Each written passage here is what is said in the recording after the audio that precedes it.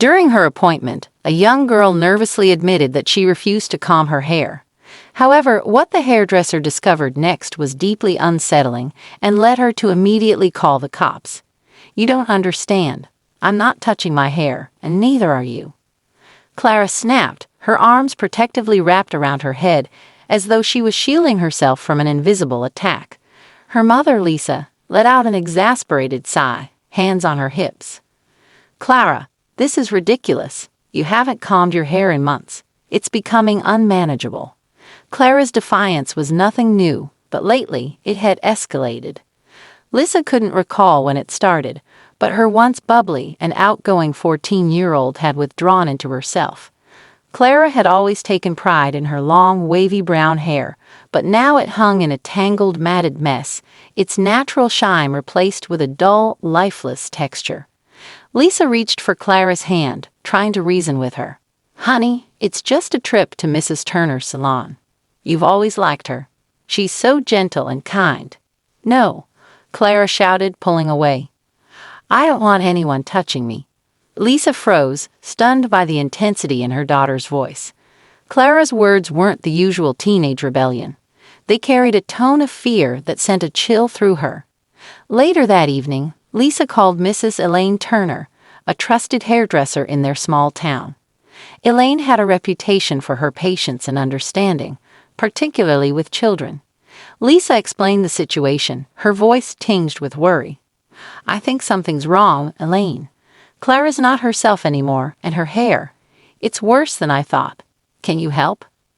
Elaine agreed to take a look, scheduling an early appointment to give them privacy.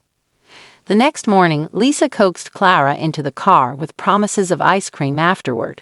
Clara reluctantly agreed but refused to remove the hoodie she wore, even as the summer sun bore down.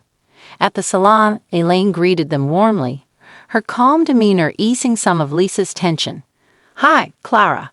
I'm so glad you came to visit me today," Elaine said, her tone light and cheerful. Clara offered a tight smile but remained silent as Elaine led her to the chair. As Lisa settled into a seat across the room, Elaine began to inspect Clara's hair. She gently parted the strands, wincing at what she found. The tangles were severe, but that wasn't what alarmed her. Near the crown of Clara's head, she noticed patches of dark discoloration on the scalp. Sticky clumps of an unknown substance had hardened in some areas, while others were covered in what looked like dirt or dried residue. "Clara, sweetheart," Elaine began softly. "How long has your hair been like this?" Clara didn't respond, her eyes fixed on her lap. Elaine glanced at Lisa, who had risen from her seat, her concern evident. "What's wrong?" Lisa asked. "I don't know yet," Elaine admitted, keeping her voice steady. "But I need to be careful with this. There's more than just tangles here." Lisa's face paled.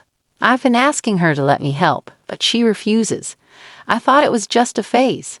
Her voice trailed off as guilt began to creep in. Clara squirmed in the chair. "Can we just stop?" she muttered. "Not yet, honey," Elaine replied gently. "I just want to make sure everything's okay. I promise I'll be as gentle as possible." As Elaine continued to work, she noticed Clara flinch whenever she touched certain areas of her scalp. The girl's reactions weren't just from discomfort. They were from pain. Elaine paused, her heart sinking.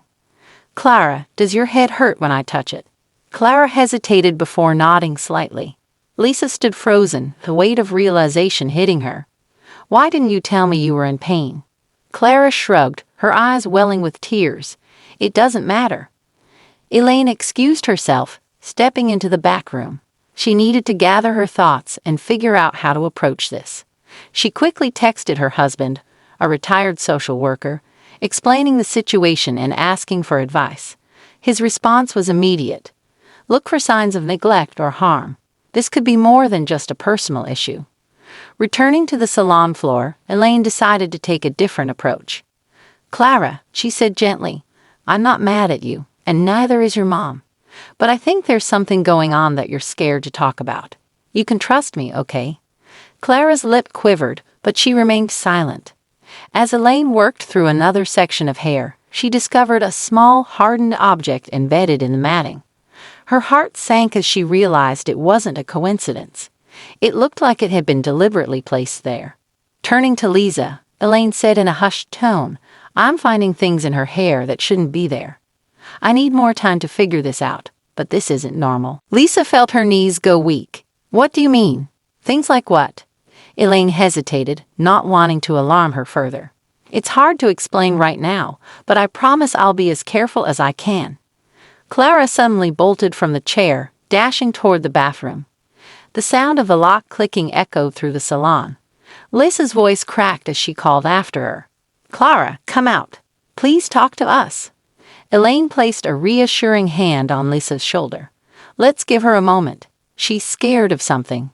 Inside the bathroom, Clara leaned against the door, tears streaming down her face. She couldn't bring herself to tell the truth. Not yet. The memories of what had happened were too fresh, too painful. Outside, Elaine and Lisa exchanged worried glances, the air thick with unspoken fear. Elaine stepped out of the salon for some time and then came back, her mind racing. Something wasn't right, and it went far beyond tangled hair. She looked at Lisa, who sat anxiously tapping her foot, her eyes darting toward the bathroom door. "I'll talk to her again when she comes out," Elaine said softly. Lisa nodded but didn't look convinced. "She's been shutting me out for months, Elaine. I keep thinking I'm doing something wrong, but I can't figure out what." Elaine crouched beside Lisa, lowering her voice. "Do you know if anything's happened recently at school? Maybe bullies, a fight, anything unusual?" Lisa frowned, racking her brain. "There was a day a few months ago when she came home upset. She couldn't tell me what happened, but I thought it was just a bad day. After that, she started wearing hoodies all the time and refused to comb her hair. I should have asked more questions." The bathroom door creaked open and Clara emerged, her hoodie still pulled tightly over her head.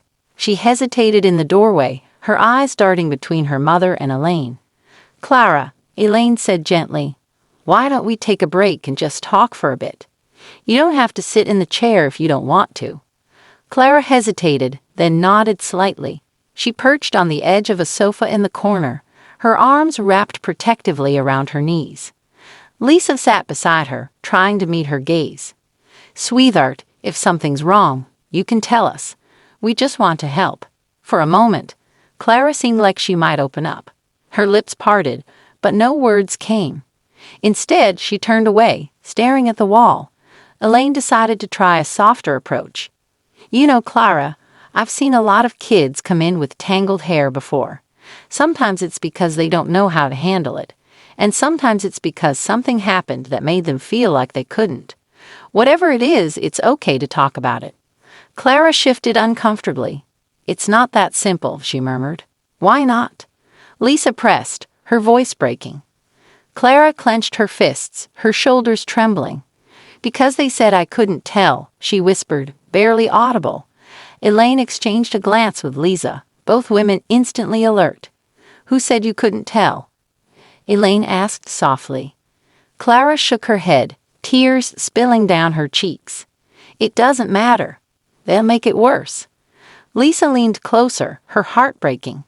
"Honey, no one is going to hurt you. You're safe here, I promise." Clara buried her face in her knees, refusing to say more. Elaine took a deep breath, deciding to continue working on the hair, while Clara sat on the sofa. "It's okay, I'm just going to take another look. I'll be as gentle as I can, and you can tell me to stop any time." Clara nodded faintly, her body rigid as Elaine resumed her careful work. She uncovered another section of matted hair, where something unusual caught her eye. Embedded in the tangles were tiny fragments of a dried, sticky substance.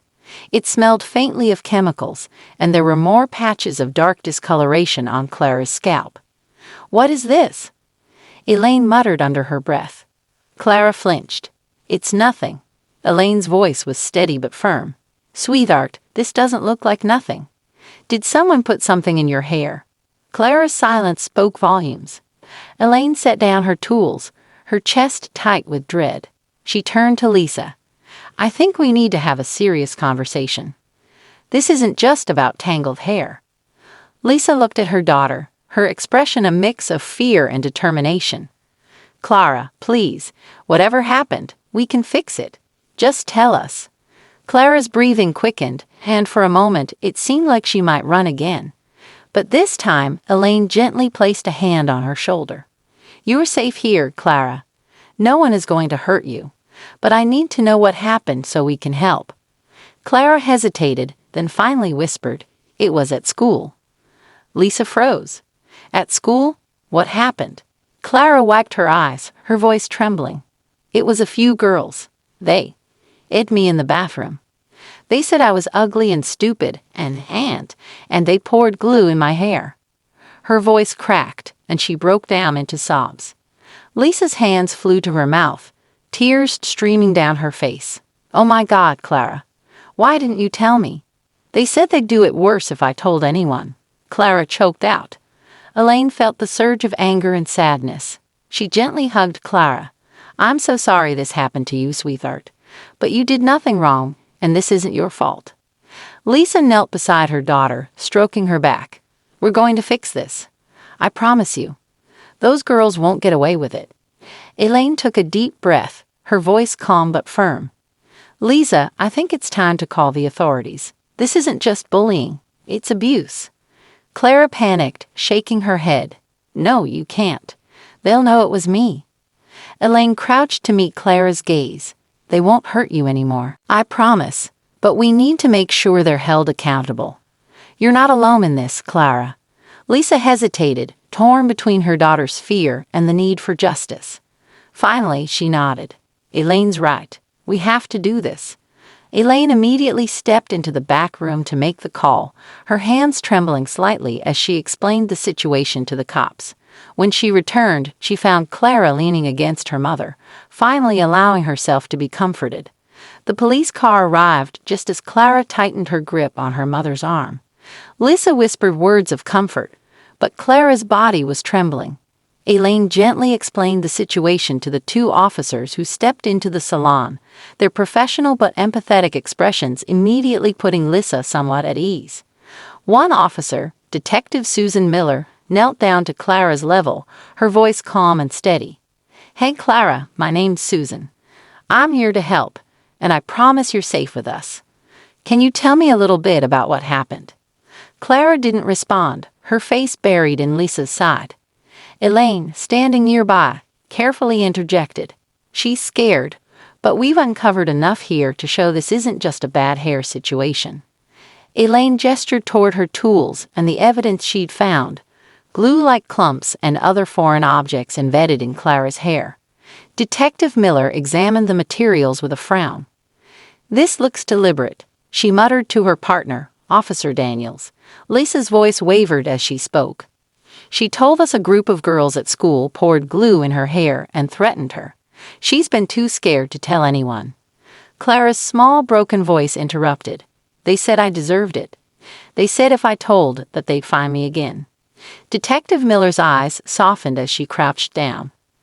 Clara, I know this is scary, but what those girls did to you is very wrong, and it's not your fault.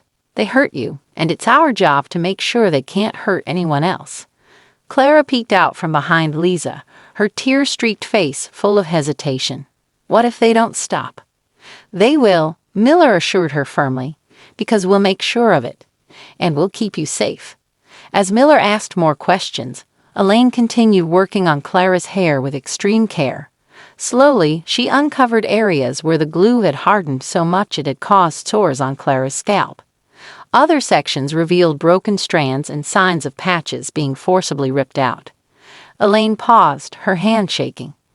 This didn't just happen once, she said quietly, her voice filled with anger and sadness. Lisa looked horrified. What do you mean? Elaine hesitated.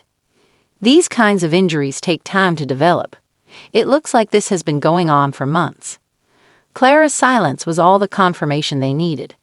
Miller stood up, her tone resolute. We'll start by identifying the girls involved and taking their statements. Clara, if you're ready, we'd like you to help us, but only when you feel safe enough to do so. The officers took the evidence Elaine had collected and left with a promise to follow up.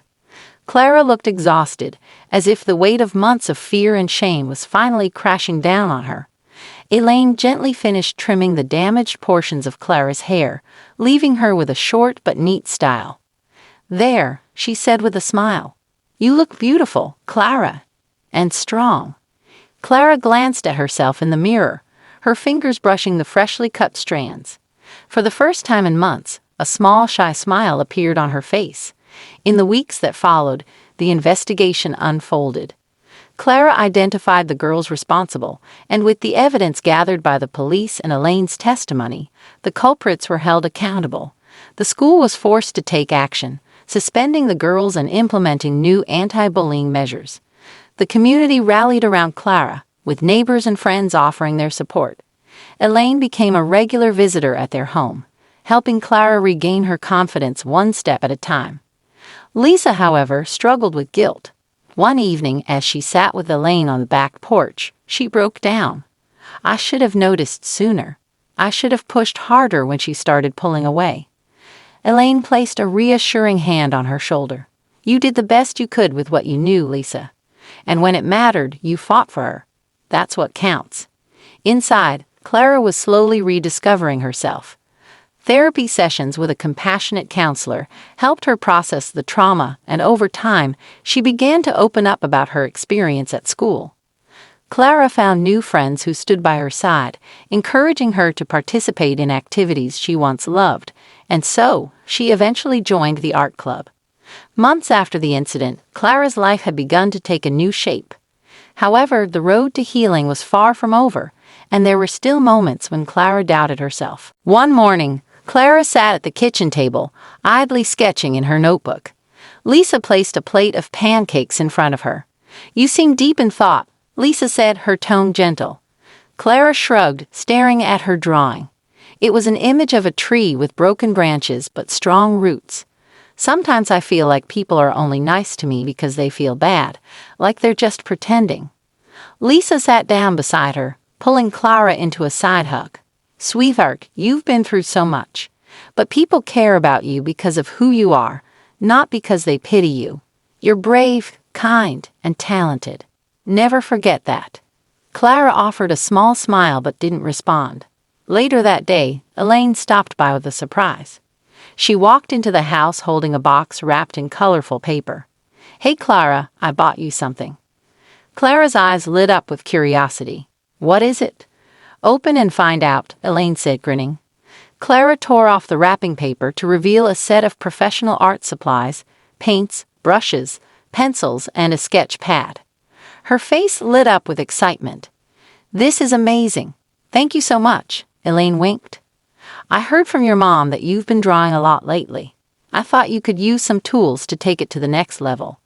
As the weeks passed, Clara began using her art to express herself. She painted vivid images of resilience, strength, and hope, each piece reflecting a part of her journey. Her therapist encouraged her to share her work. Elaine remained a close friend and mentor, her salon now a place of comfort and encouragement for Clara. For the first time in a long time, Clara felt strong enough to face whatever came next. As she sat in her room one evening, sketching a new drawing, she thought back to the day at the salon when everything had changed. The fear, the pain, the uncertainty, they were all still part of her. But so were courage, love, and the unwavering support of the people around her. And for that, she was grateful. Do you think small actions can hide big secrets?